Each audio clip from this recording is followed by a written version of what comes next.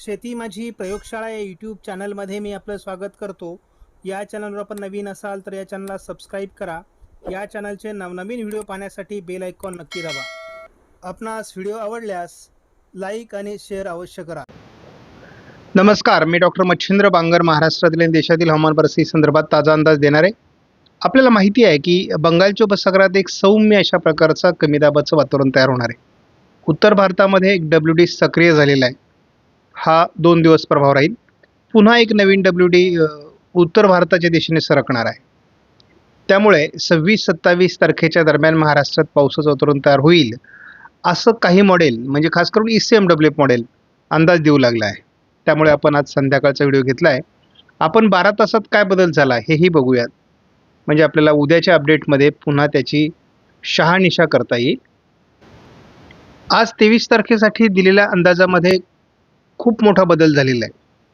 आपण बघतो 23 तारखेला उत्तर भारतामध्ये आज जम्मू काश्मीर, लेह लडाखमध्ये रेड अलर्ट देण्यात आलेला आहे. तर दिल्ली, पंजाब, हरियाणा, पश्चिम उत्तर प्रदेश, हिमाचल प्रदेश किंवा उत्तराखंड या भागाला किंवा अगदी राजस्थानपर्यंत ऑरेंज अलर्ट देण्यात आला आहे. आणि पुन्हा धुक्यासंदर्भामध्ये मध्य प्रदेशला देखील अलर्ट देण्यात आला आहे आणि पूर्व उत्तर प्रदेशलाही अलर्ट पावसासंदर्भात देण्यात आला आहे. पुन्हा त्याच वेळेस आपण हेही बघतो की तामिळनाडूलाही पावसाचा अंदाज देण्यात आला आहे. तर हे अंदाज बदलतात, हे त्याचं एक उदाहरण आहे. 24 तारखेला मात्र पुन्हा एकदा पावसाचं वातावरण नाही असं म्हटलेलं आहे.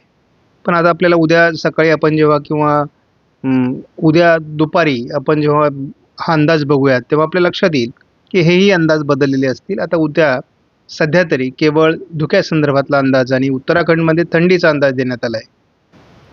महाराष्ट्रातली थंडी बहुतांश कमी झाली आहे.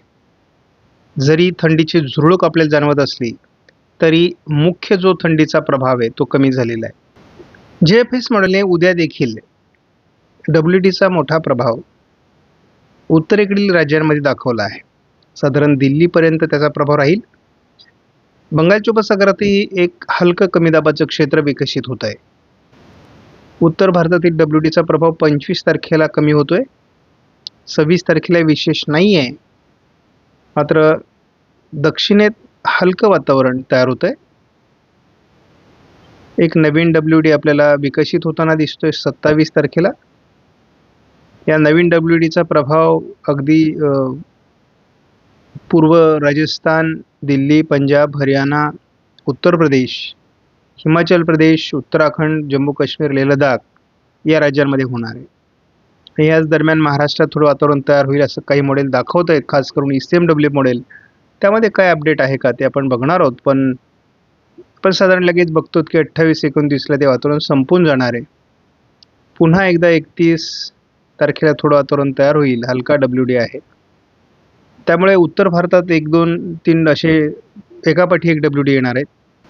आपण मिनिमम टेम्परेचर संदर्भात बघतो 24 तारखेला महाराष्ट्रामध्ये सौम्य थंडी आहे. मात्र या थंडीचं प्रमाण प्रत्येक दिवशी कमी होण्याची शक्यता आहे. आपण बघतो की साधारण 27 तारखेपर्यंत आपल्याला उष्णतामान वाढताना दिसते महाराष्ट्रामध्ये आणि नंतर पुन्हा एकदा थोडी हलकी थंडी राहील. परंतु तसं जवळपास आपण 31 किंवा 2 तारखेपर्यंत जरी अंदाज बघितला तर महाराष्ट्रामध्ये थंडीचा फार प्रभाव कमी होणार आहे. याचं मुख्य कारण आहे की महाराष्ट्रामध्ये ढगाळ परिस्थिती राहणार आहे आणि त्यामुळे थंडी कमी राहील.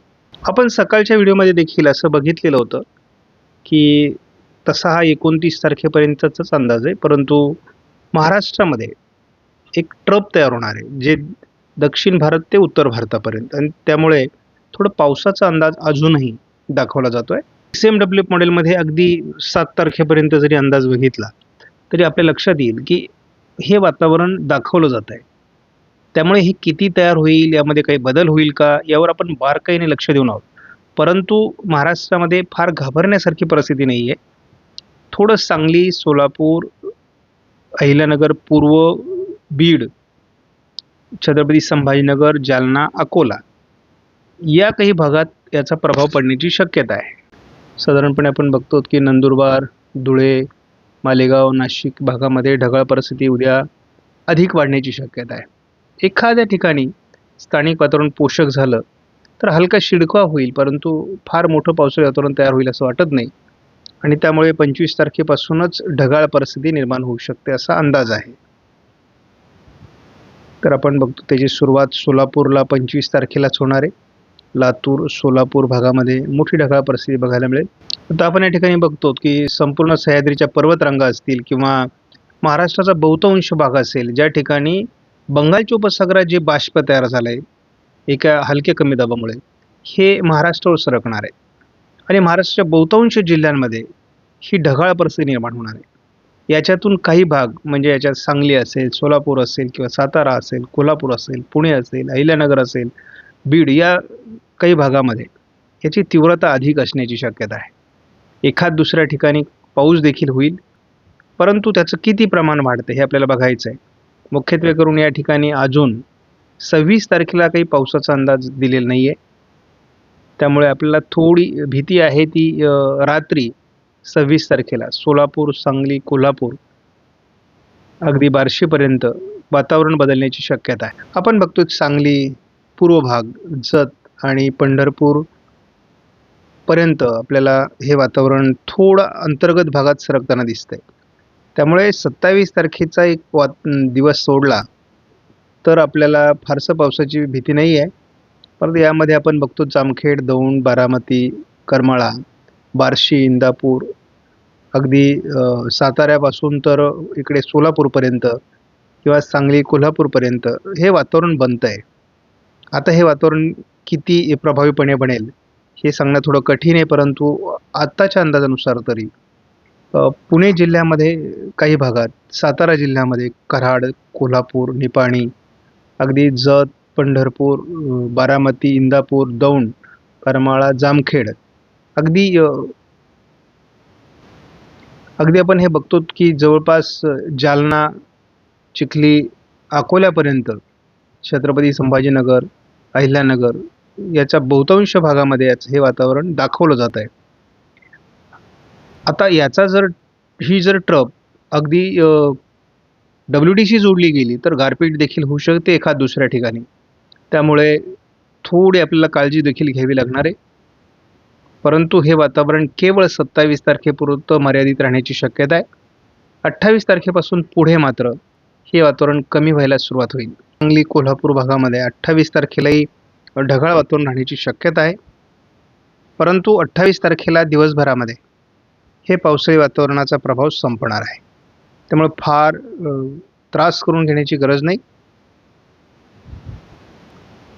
थोडं 29 तारखेला मालेगाव परिसरामध्ये किंवा नाशिक जिल्ह्यात तुरळक ठिकाणी WDच्या प्रभावामुळे पावसाची शक्यता वाढते.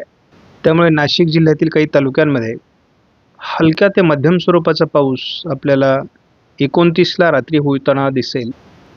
WDच्या प्रभावामुळे अमरावती, अकोला, नागपूर, जळगाव, नंदुरबार, धुळे, छत्रपती संभाजी म्हणजे महाराष्ट्रामध्ये तुरळक ठिकाणी 30 तारखेला देखील पावसाचा अंदाज आहे.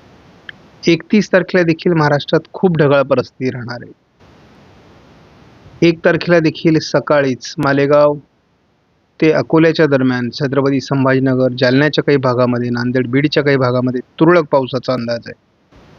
1 तारखेला उशिरा महाराष्ट्रामध्ये अहिल्यानगर, छत्रपती संभाजीनगर, नांदेड, वाशिम, हिंगोली, अमरावती किंवा लातूर या काही भागात, परभणीच्या काही भागात पावसाचा अंदाज येतोय तुरळक स्वरूपात.